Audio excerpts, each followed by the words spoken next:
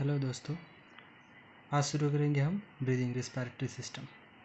तो पहले हम ये देखते हैं कि ब्रीदिंग की ज़रूरत क्या पड़ती है, मतलब हमें रिस्पायरेशन की ज़रूरत क्या पड़ती है। रिस्पायरेशन की ज़रूरत इसलिए पड़ती है क्योंकि हमारे जो भी स्मॉल मॉलिक्यूल्स हैं, जैसे कि glucose, amino acid, fatty acid, इनको ब्रेक डाउन करने के लिए, इनसे एनर्जी प्रोड्यूस करने के लिए हमें ऑक्सीजन की ज़रूरत पड़ती है, इसलिए हमें ब्रीदिंग की ज़रूरत पड़ती है। और ब्रीदिंग और रिस्पायरेशन एक दूसरे के सिनोनिम्स है, मतलब सेम है, इसमें बस माइन्यूट डिफरेंस है। ब्रीदिंग जो होता है, ब्रीदिंग में CO2 और O2 का एक्सचेंज होता है, ठीक है। और रिस्पायरेशन जो होता है वो एनर्जी प्रोड्यूस होता है, मतलब ये सेलुलर लेवल पे जाता है, वहाँ पे एनर्जी प्रोड्यूस होता है। अब आते हैं कुछ रिस्पायरेटरी ऑर्गन्स देखते हैं। रिस्पायरेटरी ऑर्गन्स में आपको आते हैं लोअर वर्टिब्रेट्स में। लोअर वर्टिब्रेट्स में देखते हैं, लोअर वर्टिब्रेट जैसे स्पॉन्ज हो गया, सिलेंट्रेटा हो गया और फ्लैट वर्म हो गया, इनमें होता है आपका बॉडी सरफेस। इनमें बॉडी सरफेस के थ्रू CO2 और O2 का एक्सचेंज होता है सिंपल डिफ्यूजन से, ठीक ना। और अर्थवर्म में आ जाते हैं तो इसमें होता है मॉइस्ट क्यूटिकल के थ्रू अर्थवर्म में आपका रिस्पायरेशन होता है, रिस्पायरेटरी ऑर्गन से।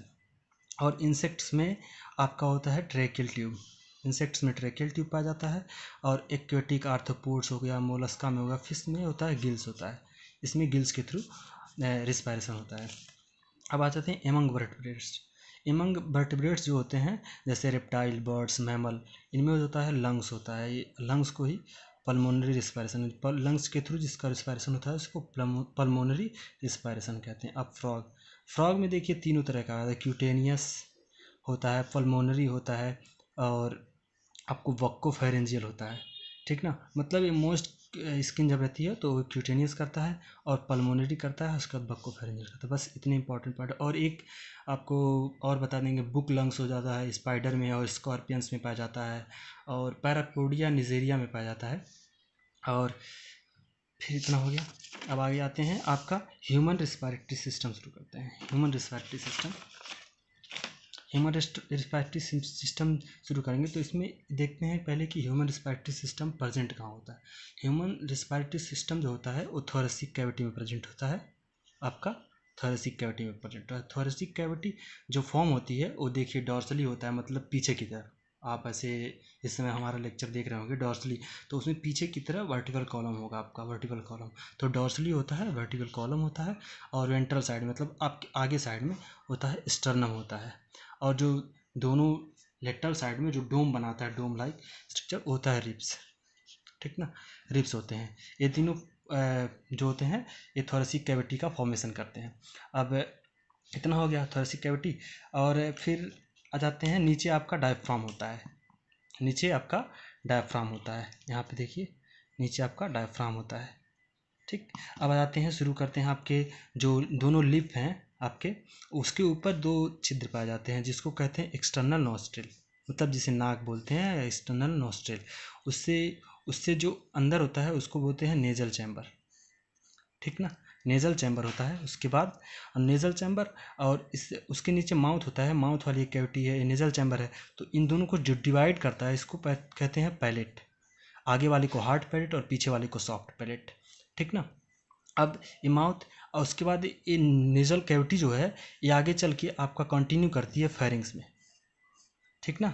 आपका जो नेजल कैविटी है आगे चल के कंटिन्यू करती है फेरिंग्स में। ये नेजल कैविटी हो गया, एक्सटर्नल नोस्ट्रल हो गया, फिर एक्सटर्नल नोजल कैविटी, फिर ये आगे चल के फेरिंग्स में आपका कंटिन्यू हो जाती है।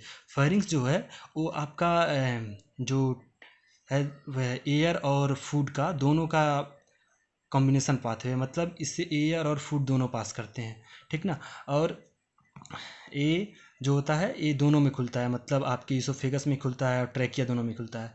तो एक चीज़ आप देखिए, ट्रैकिया जो होता है जैसे ये फेरिंग्स जो होता है ट्रैकिया में कंटिन्यू कर जाता है, लेकिन उससे पहले एयूपी ग्लोटिस होता है। जो ईपी ग्लोटिस होता है इलास्टिक इलास्टिक कार्टिलेजिनस फ्लैप होता है, elastic cartilaginous flap, thin elastic cartilaginous flap होता है, जो कि एक क्या करता है, जब आप कोई चीज़ निगलते हैं या स्वेलोइंग करते हैं तो क्या होता है कि वो आपके ट्रैकिया को ढक लेता है, जिसके कारण इसमें कोई भी फूड पार्टिकल्स और फॉरेन बॉडीज इसमें नहीं जाते हैं, मतलब कुछ कोई भी फूड पार्टिकल इसमें नहीं जाते हैं, क्योंकि अगर इसमें फूड पार्टिकल चले गए तो ब्लॉकेज हो सकता है। और उसके जस्ट नीचे आपका होता है लैरिंग्स। लैरिंग्स जो होता है ये साउंड बॉक्स है, ये आपका साउंड बॉक्स है। लैरिंग्स जो होता है इसके कारण आप बोल सकते हैं, मतलब ये साउंड प्रोड्यूस करवाता है। फिर आगे चल के आप देखते हैं ये ट्रैकिया में कंटिन्यू होता है। ट्रैकिया आगे चल के फिर होता है प्राइमरी ब्रोंकियल। ट्रैकिया आगे चल के दो पार्ट में डिवाइड होता है। जहाँ पे दो पार्ट में डिवाइड होता है वो फोर्थ फिफ्थ थोरेसिक वर्टेब्री होती है।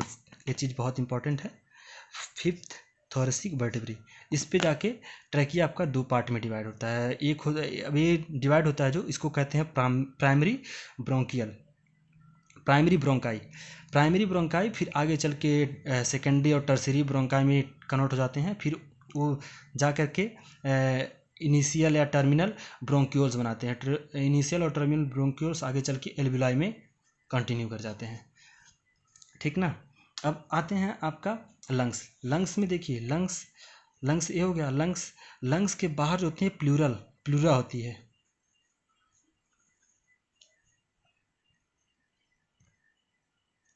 लंग्स की जो होती है प्लूरा होती है।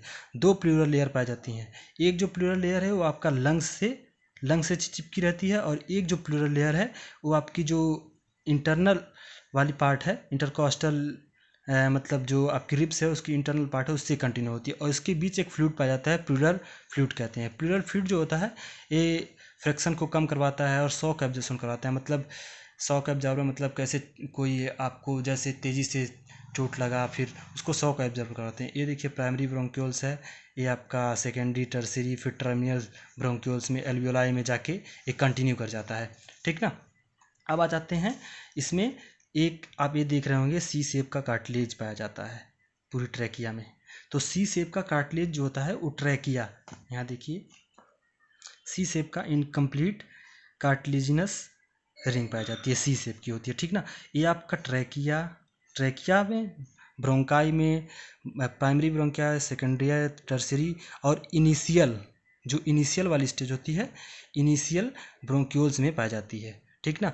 और जो उसके बाद एल्विलाई होती है। Alveoli thin, very thin bag like structure होती है, इरेगुलर होती है, वेस्कुलर होती है। इरेगुलर मतलब ये नॉर्मली आपकी होती है इरेगुलर होती है, जैसे ये हो गया ना इरेगुलर है, लेकिन जब इसमें एयर फिल होता है तो ये ऐसे बैलून शेप की हो जाती है, ठीक ना।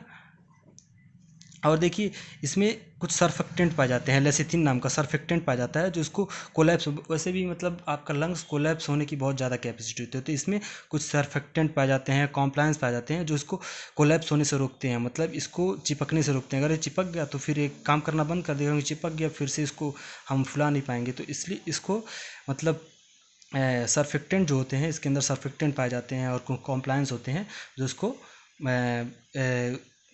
कोलैप्स होने से बचाते हैं आपके लंग्स को, ठीक ना।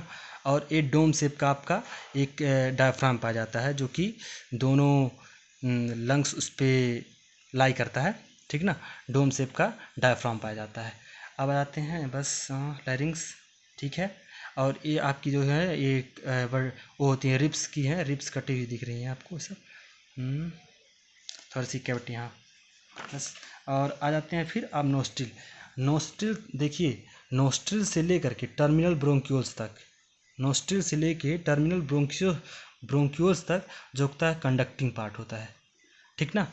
कंडक्टिंग पार्ट होता है, ये चीज़ आपके ध्यान देने लायक है। कंडक्टिंग पार्ट होता है। कंडक्टिंग पार्ट में क्या होता है, इसमें जैसे आपके नाक में हेयर पाए जाते हैं तो उसमें फॉरेन बॉडी को रिमूव किया जाता है, हेयर लाइक स्ट्रक्चर पाए जाते हैं, सीलिया पाए जाते हैं जो कि फॉरेन बॉडी को रिमूव करते हैं। और कुछ जो आपके पैथोजेंस आते हैं, बैक्टीरिया आते हैं, वायरस आते हैं, उनको वो एंगल्फ कर लेते हैं और उनको मार देते हैं।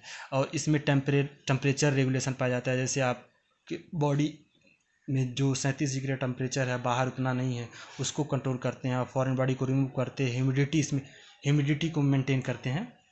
अब फिर आ जाते हैं एल्विलाई और थिन डक्ट। एल्विलाई जो होता है, एल्विलाई और देयर डक्ट, उसकी डक्ट जैसे ये थोड़ी सी उसकी डक्ट है और एल्विलाई है, ये जो होते हैं एक्सचेंजेबल पार्ट होते हैं, ठीक ना। एक्सचेंज पार्ट होते हैं, मतलब इसमें CO2 और H2 का एक्सचेंज होता है between blood and atmospheric air. मतलब ब्लड और एटमॉस्फेरिक एयर में होता है CO2 और H2 का एक्सचेंज होता है।